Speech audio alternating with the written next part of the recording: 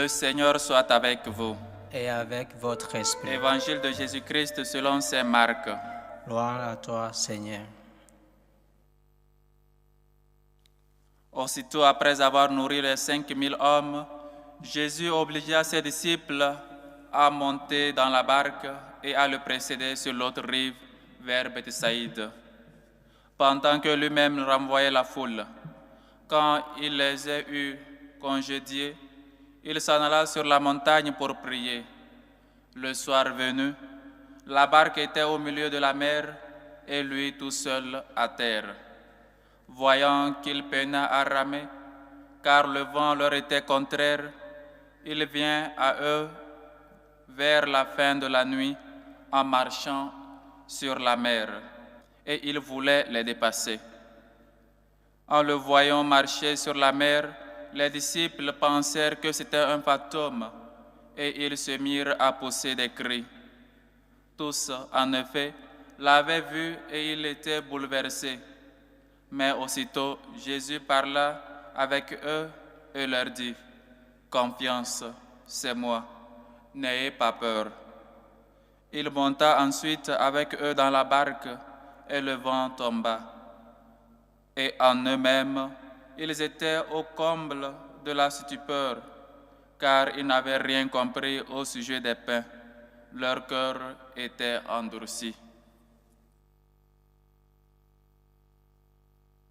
Acclamons la parole de Dieu. Louange à toi, Seigneur Jésus.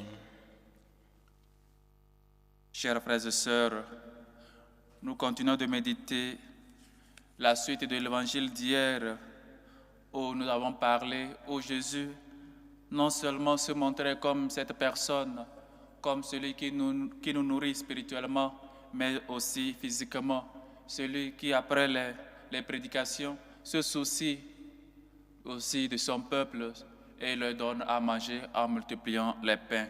Et donc, chers frères et sœurs, aujourd'hui encore une fois, nous montre un Jésus qui voulait ne pas seulement qu'on le voit comme ce Dieu qui est tout proche, comme ce Dieu qui est lointain, mais aussi un Dieu proche, un Dieu qui se fait un avec nous.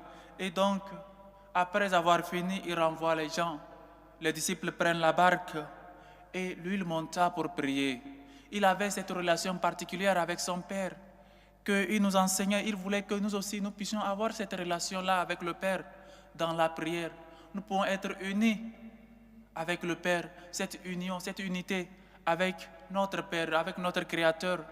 Et donc, Dieu, Jésus, n'oubliez jamais cette attitude de parler avec son Père. N'oubliez jamais cette attitude d'être toujours en union avec Dieu le Père.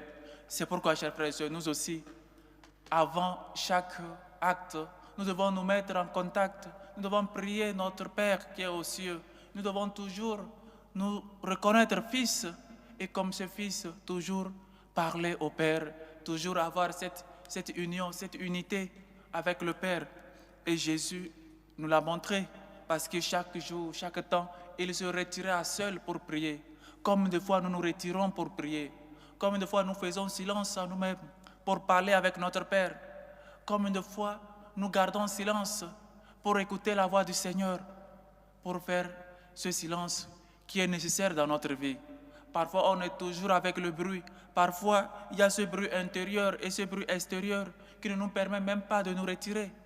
Mais il est important, chers frères et sœurs, que dans notre vie, nous pouvons de temps en temps nous retirer, faire ce silence intérieur, écouter la voix du Seigneur dans sa conscience, écouter la voix du Seigneur dans son cœur, qui ne cesse toujours de nous parler. Il est très important que nous puissions faire ce silence. Nous pouvons nous retirer pour prier. Et il faut savoir se retirer intérieurement pour prier, faire silence, même si parfois le silence extérieur ne nous permet pas. Mais il faut faire cet exercice de prier, de se retirer cela seul et avoir toujours dans la journée une heure où nous nous retirons pour parler avec notre Créateur. Mais, chers frères et sœurs, encore dans cet évangile, on nous montre un Jésus qui est capable de calmer la mer, qui est capable de calmer les tempêtes, qui est capable de calmer toutes sortes de puissance dans ce monde. Et donc, on nous montre aussi comment notre vie est bouleversée sans Jésus. Jésus n'était pas dans la barque. Et voici que le vent était contraire.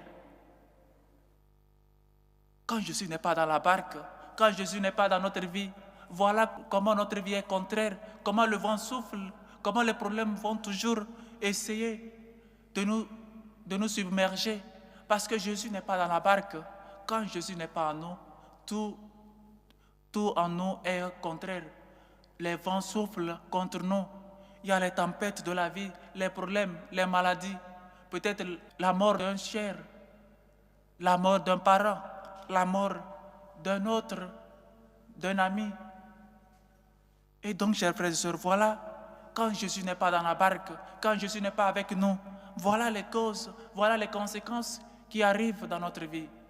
Et donc, il faut toujours lutter, il faut toujours prier pour que le Seigneur soit dans ta barque, soit dans ta vie, qu'il fasse de toi, qu'il fasse en toi sa demeure.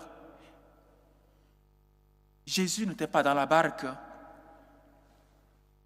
et les vents soufflaient contre eux. Ils ne pouvaient même plus avancer quand Dieu n'est pas dans notre vie, quand Dieu n'est pas le centre de notre vie, quand nous n'aimons pas Dieu au-dessus de tout. Tout est contraire. Même le vent, même les tempêtes, les problèmes de la vie sont contraires à nous. On pense que c'est fini pour nous. C'est pourquoi il est important que nous puissions toujours invoquer Dieu. Nous pouvons toujours invoquer son Saint-Nom pour qu'il nous délivre. Et comme il disait, et quand Jésus s'approchait, les disciples pensaient que c'était un fantôme. Mais eux leur dit, confiance, c'est moi, n'ayez pas peur. Confiance, comme il a dit à l'aveugle Bartimée, confiance, lève-toi, il t'appelle. Confiance, même tu passes par des moments difficiles, invoque le Seigneur, invoque son Saint-Nom et aie confiance en lui. Confiance, lève-toi, il t'appelle. Confiance, Dieu vient dans ta barque, prie-le, invoque-le, parce qu'il vient. Il est toujours proche, il a toujours cette oreille attentive à nos prières, à nos supplications, à nos demandes. Invoque ton Seigneur, invoque ton Dieu, pour qu'il soit présent dans ta barque, pour qu'il soit présent dans ta vie, dans ta situation personnelle, dans tes relations amicales, professionnelles et dans ta famille. Il faut que le Seigneur y soit présent. Mais il faut l'inviter. Il faut toujours avoir cette relation particulière et personnelle avec lui. Confiance. Voilà ce que le Seigneur te dit aujourd'hui, chers frères et sœurs. Confiance. Parce que tout n'est pas fini. Parce que lui n'a pas encore dit le dernier mot. Parce que ta vie a un sens. Et lui, il est venu pour nous donner le sens, pour donner de la saveur à notre vie, pour donner ce goût à la vie, pour te donner l'espoir. Toi qui es désespéré, toi qui penses que c'est fini pour toi, toi qui penses que tu n'as plus confiance en personne, lui, il vient pour que tu puisses gagner. Il puisse gagner ta confiance. Quel père ne veut pas que son fils lui fasse confiance? Quel père ne veut pas que son fils compte toujours sur lui? Dieu, notre Père, avec plus forte raison, veut que nous mettions notre confiance en lui, veut que nous soyons ses enfants qui reconnaissent son droit, qui reconnaissent que nous avons un Père et en lui nous devons mettre toute notre confiance, cette confiance aveugle en lui, cette confiance aveugle dans le Seigneur. Et donc, le pape Saint Jean-Paul II n'a jamais cessé de dire « N'ayez pas peur, ouvrez grandes les portes de votre cœur, ouvrez grandes les portes de votre vie à Jésus, à Dieu. N'ayez pas peur, soyez sans crainte. » Comme une fois dans la Bible, nous avons écouté cette parole. « Sois sans crainte, Vierge Marie, sois sans crainte. » Combien de fois nous n'avons pas lu cette parole? Je ne sais pas c'est combien de fois il y a cette parole dans la Bible, mais à chaque fois qu'il y a cette parole, je pense plus de 140 fois. N'ayez pas peur, parce que Dieu est avec toi, parce que Dieu est avec nous, parce que Dieu veut faire de toi son messager, veut construire en toi sa demeure. N'ayez pas peur, confiance, lève-toi, il t'appelle. Confiance, toi qui passes par des moments difficiles, toi qui demandes des grâces, Dans cette année 2026 qui commence, confiance. Mets ta confiance dans le Seigneur. Confiance. Lève-toi, il t'appelle. Confiance, n'ayez pas peur, c'est moi. Et donc, une fois Jésus dans la barque, une fois Jésus dans ta vie, les vents se calment. Les problèmes trouvent solution parce que lui, il est la solution. Ces tempêtes se calment. Il monta ensuite avec eux dans la barque et le vent tomba. Et vient un grand calme. Et vient un grand silence parce que Jésus est avec toi. Parce qu'il est là, il vient. Le bon berger, lui qui veut nous redonner la paix, celui qui vient nous donner la paix dans nos cœurs, celui qui vient donner sens à notre vie, celui qui vient donner saveur à notre vie. Nous qui avons perdu, vous qui avez perdu ce goût de la vie, il vient te donner la saveur. Il vient pour que ta vie, notre vie, ait un sens. Voilà, chers frères et sœurs, la puissance de Dieu. C'est pourquoi il est important que toujours nous cherchions Dieu au-delà de tout. Nous cherchions Dieu en premier lieu, que nous le mettions à la première place dans notre cœur, que nous puissions toujours, comme les rois mages, l'adorer. Même si nous n'avons pas de l'or, ni de l'encens, ni de la myrrhe, adorons le Seigneur. Posons devant lui, posons à ses pieds, devant son autel, nos souffrances, nos manquements, nos familles, nos relations professionnelles et surtout notre vie. Chers frères et sœurs, celui qui aime est né de Dieu et celui qui n'aime pas n'a pas connu Dieu, parce que Dieu est amour.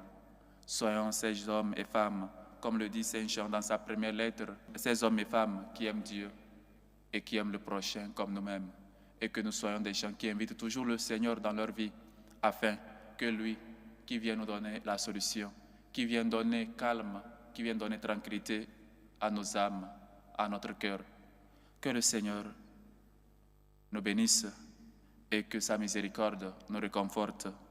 Loué soit Jésus-Christ. À jamais.